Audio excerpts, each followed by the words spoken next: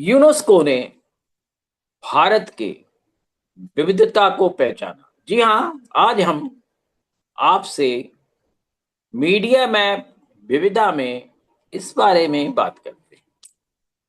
UNESCO ने विश्व के 74 धरोहरों को यूनेस्को के मेमोरी ऑफ द वर्ल्ड यानी कि विश्व की जो स्मृतियां हैं उसमें शामिल किया है। और उसमें भारत के दो प्रसिद्ध ग्रंथ शामिल हैं। एक है गीता, दूसरा है नाट्यशास्त्र। गीता में आपको पता है 700 श्लोक हैं। महाभारत का वो एक हिस्सा है और कृष्ण अर्जुन संवाद का वो एक अनुपम उदाहरण है। वो लोगों के दिनचर्या की, आध्यात्मिक बातों की और सारे कैसे लोग एक दूसरे से बातें करें, कैसे व्यवहार करें, इन सारी चीजों के बारे में गीता जो है रास्ता बताता है। और आज इसीलिए गीता का जो है इस देश में ही नहीं पूरे विश्व में एक अलग पहचान है। अब नाट्यशास्त्र जो है वो भी भारत की एक बहुत प्राचीन जो हमारी जो एक सभ्यता है उसमें हम नाट्यों को जो इतनी भी विधाएं हैं उसका हमने समावेश किया हुआ है और हमने वर्णन किया हुआ है कैसे कैसे नाट्यशास्त्र में क्या क्या चीजें होनी चाहिए। अब आप कहेंगे क्या क्या चीजें होनी चाहिए। जी हाँ, नाट्यशास्त्र में नाट्य है यानी कि ड्रामा, नाटक। नाट्यशास्त्र में अभिनय है, परफॉर्मेंस। नाट्यशास्त्र में रस है यानी कि सौंदर्य बोध, एस्थेटिक। नाट्य हो या नृत्य हो, भाव के बिना नहीं हो सकता। भाव क्या है? हमारे इमोशंस, हमारे विभिन्न प्रकार के जो हमारी सोच होती है, वो जिस तरह से हम उसको एक्सप्रेस करते हैं, उसको बताते हैं, वो है भाव। भाव यानी इमोशन। संगीत, संगीत समझते ही हैं, म्यूजिक। और उस संगीत में भी तरह तरह की विधाएं हैं। इन सब का वर्णन जो है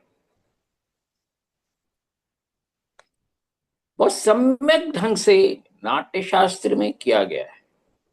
और आज ये नाट्यशास्त्र हमारे विश्व के धरोहर में ही शामिल नहीं है, विश्व के धरोहर की प्रधान स्मृतियों में शामिल हो। ये हमारे लिए एक बहुत गर्व की बात है कि हमारे इस ज्ञान को, इस ग्रंथ को विश्व व्यवस्था ने स्वीकार किया है। और हमें इससे उत्साह मिलता है कि इस प्रकार के ग्रंथ हम और कैसे तैयार करें। जी हाँ, गीता लिखना कोई आसान काम नहीं था। हालांकि गीता की बातें अगर आप कहें तो तमाम उपनिषदों में मिलती है, पर सारी चीजों को एक जगह समेट के एक साथ एक सही संदर्भ में उसको बताना, ये भगवान कृष्ण का या जो भी उनके लेखक रहे होंगे, जो भी गीता को लिखा जिन्होंने भी है, ये उनकी एक बहुत बड़ी अचीवमेंट रही है। वही बात नाट्यशास्त्र के लिए भी है। नाट्यशास्त्र की जो विधाएं हैं, इतनी सारी विधाओं को एक जगह संकलन करके सबको बताना और ये बताना कि ये ग्रंथ जो है आज भी भारत की जितनी भी नाटक की, संगीत की, इवन आप कहेंगे सिनेमा की या नई नई जो विधाएं आ रही उन सारी चीजों की, उसका आज भी वो आधार है। तो हम यूनेस्को को धन्यवाद करते हैं कि किया उन्होंने।